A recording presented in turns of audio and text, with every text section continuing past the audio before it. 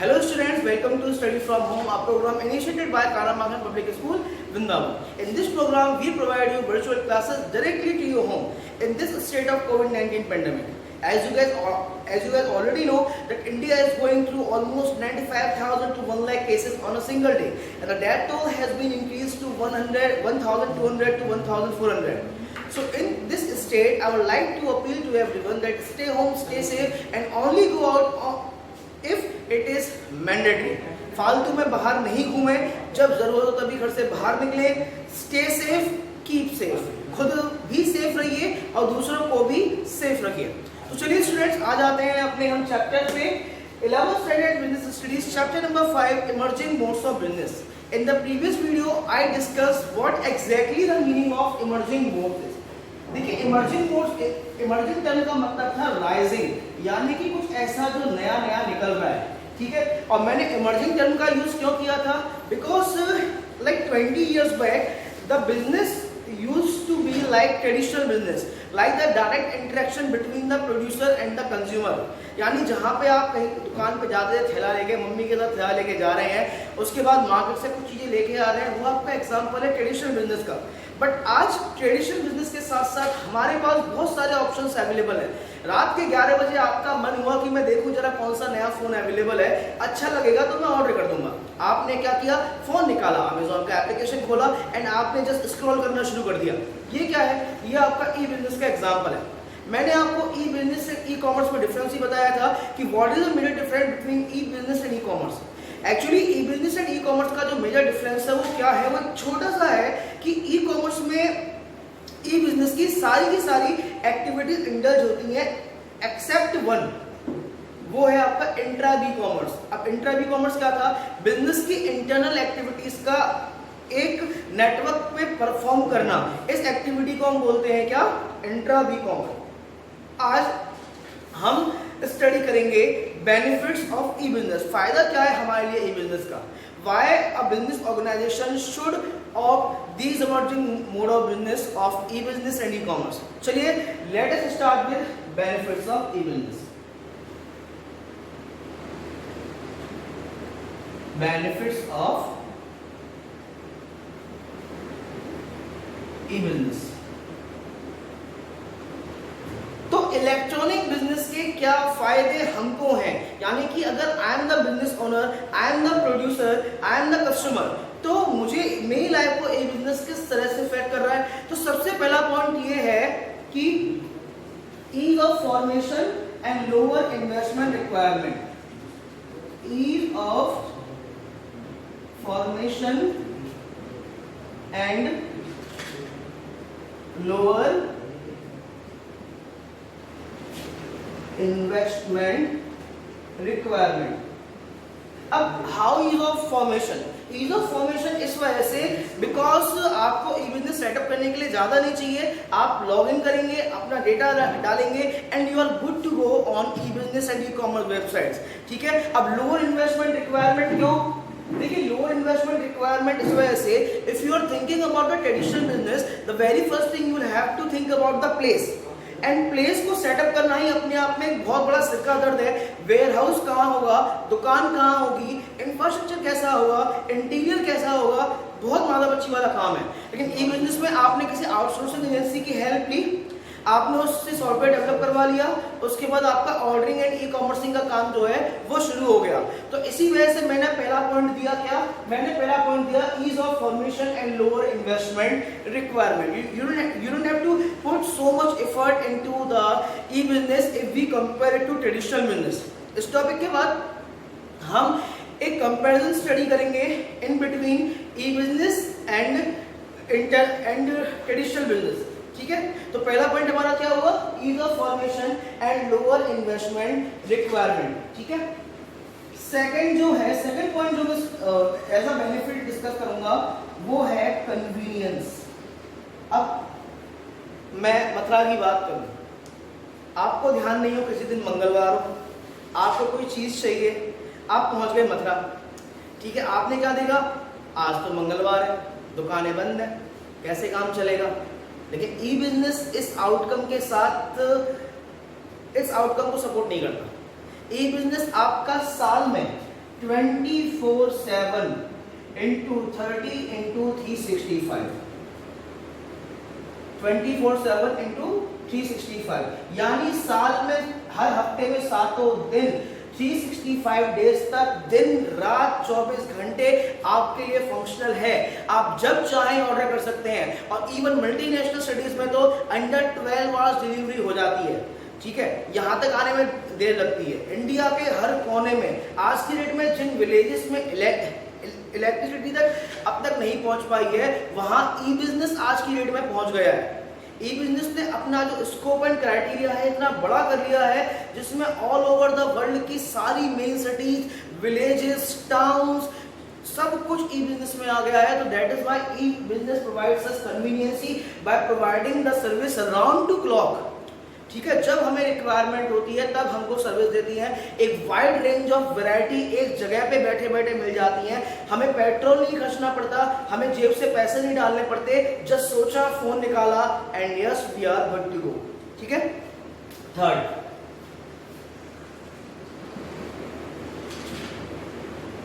Third one is speed. E business आपको speed भी provide करता है। स्पीड कैसे?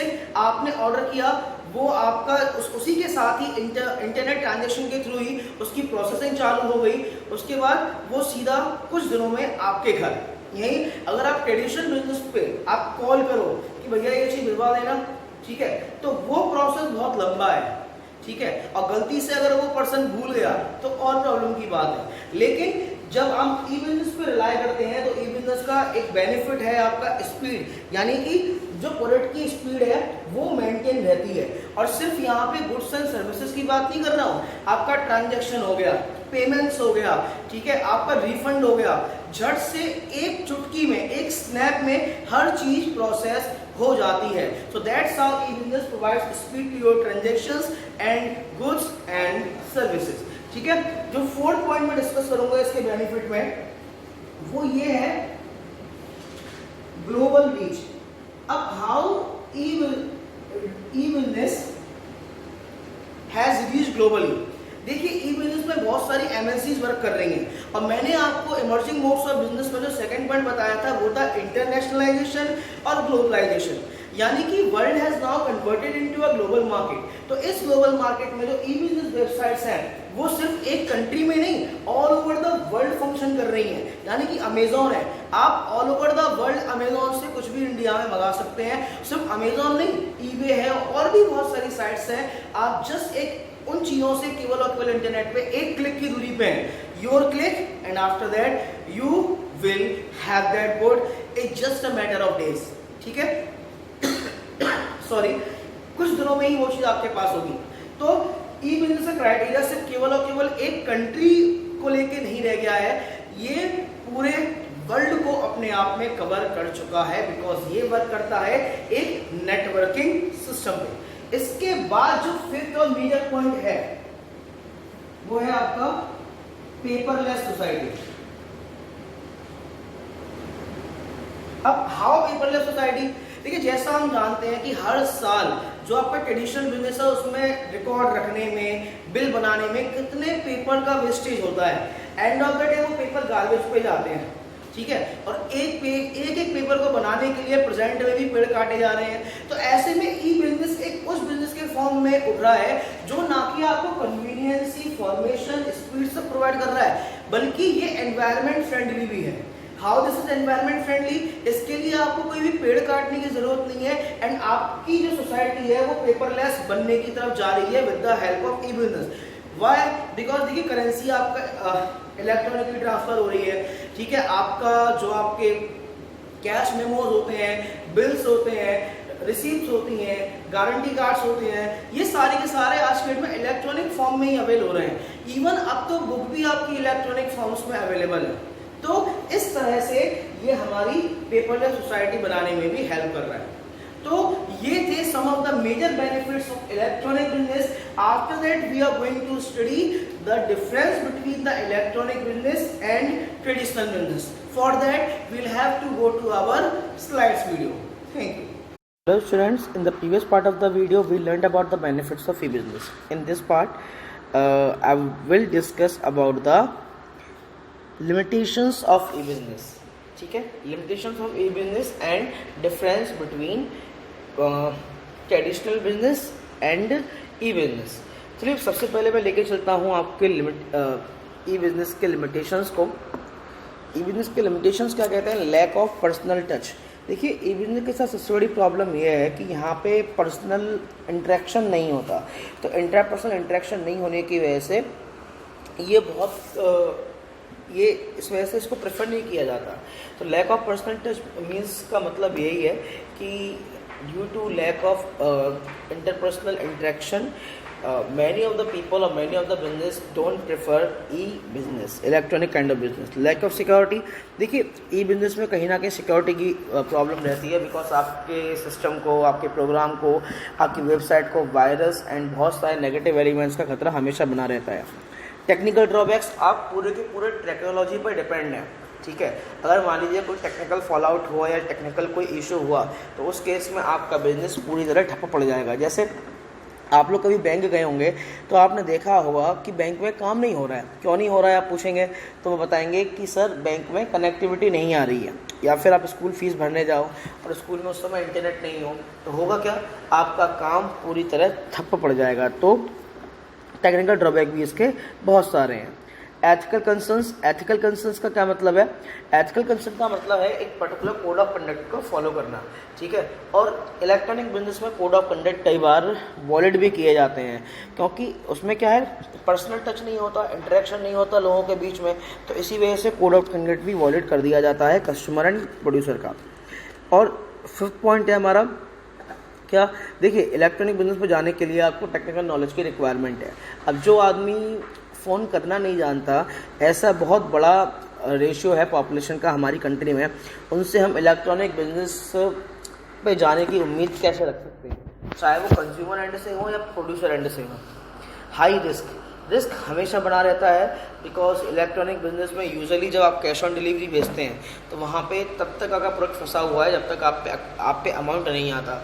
फिर फॉर्जरी है, फेक ऑर्डर्स हैं, और भी बहुत सारे रिस्क हैं जो इलेक्ट्रॉनिक बिजनेस में बने रहते हैं। शिपमेंट डिले की और एक प्रॉब्लम है, बिकॉज किसी भी रीजन की वजह से शिपमेंट जो है वो आपका डिले हो सकता है। आपका ऑर्डर जिस तारीख को पहुंचना था, जिस तारीख को आपको ज़रूरत है वो उस तारीख तक हो सकता है आप तक ना पहुंचे, ठीक है।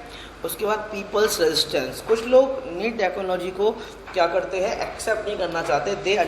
दे think that it is the obstacle, it is the hindrance to their society. उनकी सोसाइटी के लिए बहुत ही हानिकारक है, ठीक है, एनवायरनमेंट के लिए हानिकारक है, तो उस केस में भी लोग उसको अपोज करते हैं, ठीक है। एथिकल फॉलोआउट्स का क्या मतलब है? एथिकल फॉलोआउट्स का मतलब है कि कई बार कंपनीज या ऑर्गेनाइजेशन जो हैं वो इंटरनेट का फ़ायदा उठा करके अपने एम्प्लॉयज़ पे अनएथिकली नज़र भी रखते हैं, ठीक है। उनके वर्क को स्कैन करते हैं, उनके पर्सनल लाइफ को स्कैन करते हैं, उनके डेटा को स्कैन किया जाता है। तो इन सारे पॉइंट्स से हम कह सकते हैं कि ई बिज़नेस कहीं ना कहीं इसके डिमेरिट्स भी हैं, लेकिन डिमेरिट्स के साथ still E business is running and it will run. चलिए अब देखते हैं क्या हम difference between traditional business and E business.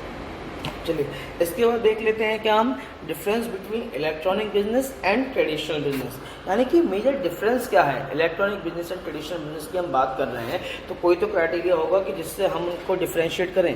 अब हम देखते हैं क्या differentiation between electronic business and E business, और डिफरेंशिएशन हम स्टडी करेंगे कुछ पर्टिकुलर पॉइंट्स पे, ठीक है। नेक्स्ट स्लाइड से जो हमारी बुक में गिवन है उसको हम स्टडी करेंगे पॉइंट टू पॉइंट कि किन किन पॉइंट्स पे हम डिफरेंशिएट कर रहे हैं इलेक्ट्रॉनिक बिजनेस को ट्रेडिशनल बिजनेस से। चलिए let us start with that. सबसे पहला फॉर्मेशन, हमें पता है कि e business are easy to form because all you need the internet connection and the system, and after that you can make a setup and you can start and you can commence the activities of business, electronic business, ठीक है। Traditional business are very difficult to form, आपको बहुत सारी requirement fulfil करनी पड़ेंगी, उसके बाद जाके आप ट्रेडिशनल बिजनेस के बारे में सोच सकते हैं, ठीक है। बहुत सारा इन्वेस्टमेंट चाहिए, लेकिन इलेक्ट्रॉनिक बिजनेस में, ई बिजनेस में आपको इन्वेस्टमेंट की रिक्वायरमेंट कम है।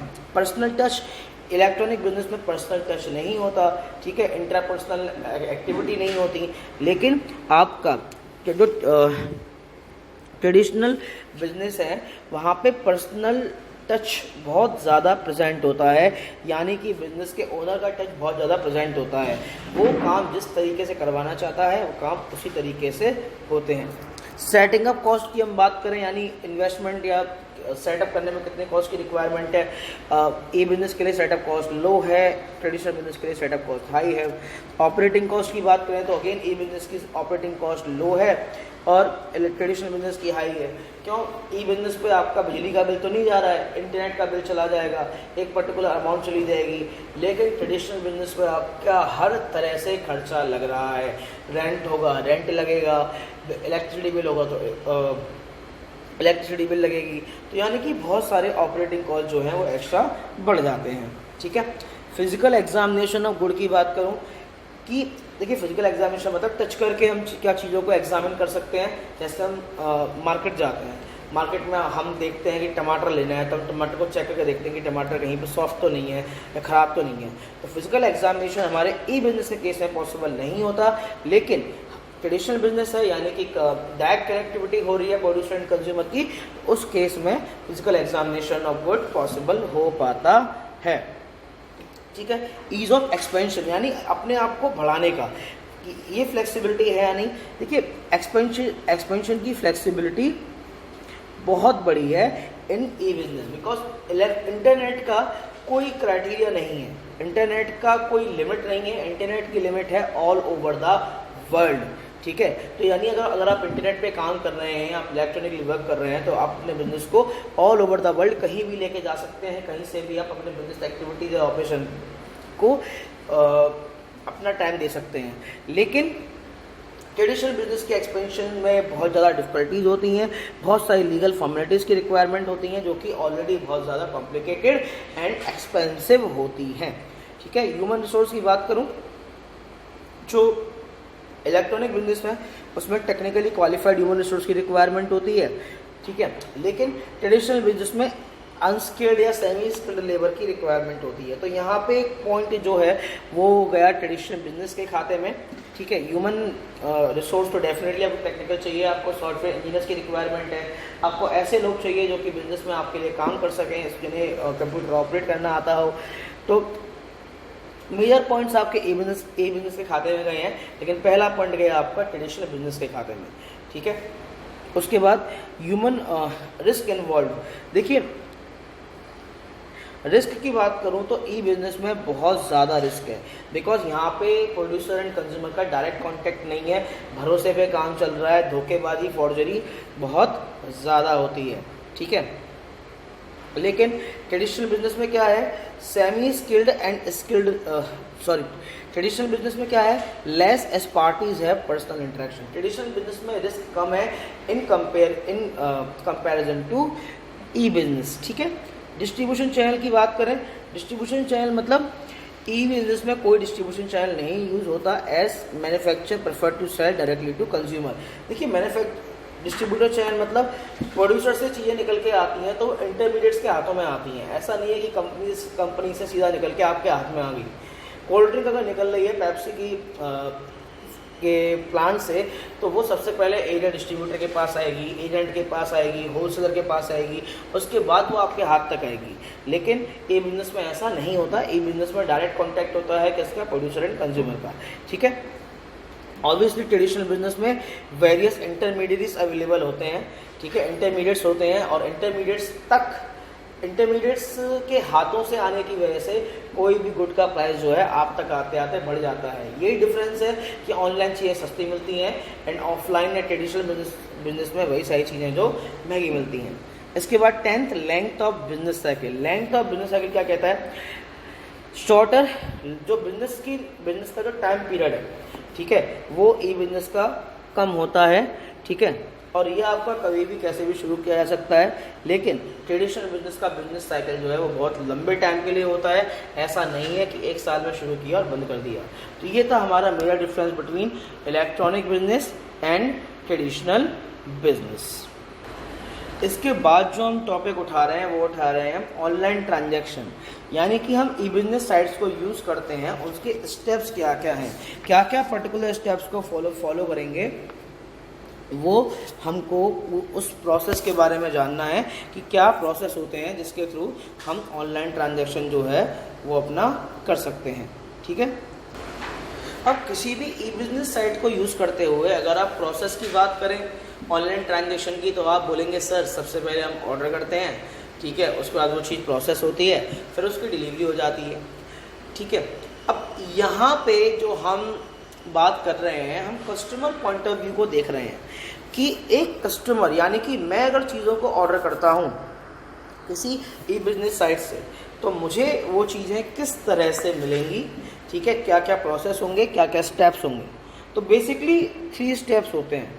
ठीक है, सबसे पहला जो स्टेप होता है finding and appropriate website and reliable shopping website and registering on it. तो पहला जो स्टेप है हमारा, उसको हम बोलते हैं क्या, रजिस्ट्रेशन। पहला स्टेप क्या है हमारा, पहला स्टेप है हमारा रजिस्ट्रेशन। ठीक है, अब रजिस्ट्रेशन के बारे में मैंने आपको बताया था, क्या रजिस्ट्रेशन के क्या मतलब होता है। रजिस्ट्रेशन का मतलब होता है कि सबसे पहले आपने क्या किया, आपने जिस वेबसाइट पे आपको जाना है वेबसाइट खोली, ईबे खोला, अमेज़ॉन खोला, फ्लिपकार्ट खोला, जो भी आपकी रिक्वायरमेंट थी खोली। उसके बाद आप अपने टेलीफोन नंबर या फिर अपनी ईमेल आईडी से सबसे पहले वहाँ पे अकाउंट बनाते हैं। तो वही है हमारा the very first process, registration. Registration means we select the website and after that we create our own account with the help of our telephone number और our mail ID. That is the very first process in the online transaction or the process of electronic business. After that you browse the product and the selecting the desired one with the place to delivery, and you browse the product means whatever you want, you go through variety of products, and after the comparing and after the going through all the products, you select one product that you need, that you want। ठीक है, आप उसको select करते हैं। उसके बाद आप क्या करते हैं, आप एड्रेस डालते हैं। आपने बाय नाउ क्लिक किया या आपने कार्ट में डाला, उसके बाद आप बाय नाउ पे क्लिक करेंगे तो क्या आएगा, आपका एड्रेस आएगा।